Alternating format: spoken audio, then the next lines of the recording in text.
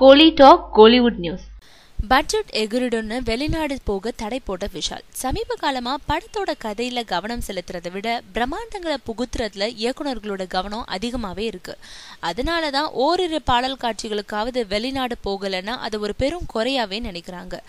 ஆனா இப்படிப்பட்ட சூழ்நிலையில தான் தயாரிச்சு நடிக்கும் நான் சிகப்பு மனிதன் படத்துல படப்பிடிப்பை முடிஞ்ச வரை இந்தியாவுக்குள்ளேயே எடுத்திருக்காரு விஷால். இருந்தாலும் முழுக்க முழுக்க சென்னை மற்றும் அதோட சுற்றுப்புறங்கள்ல மட்டுமே படமாக்காம முதல் கட்டத்தின் போது 2 பாடல்களை ராஜஸ்தான் குழுமணாலனுக்கு போய் படமாக்கியிருக்காங்க.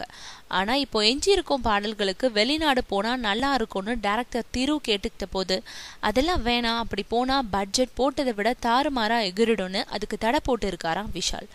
அதனால நான் சிகப்பு மனிதன்ல 2வது ஹீரோயினியா நடிச்சிருக்கோம் இனியாவோட விஷால் நடிக்க இருக்கும் பாடல் காட்சிய சென்னையிலேயே ஒரு நல்ல லொகேஷனை தேடி பிடிச்சு படமாக்க திட்டமிட்டிருக்காரு திரு.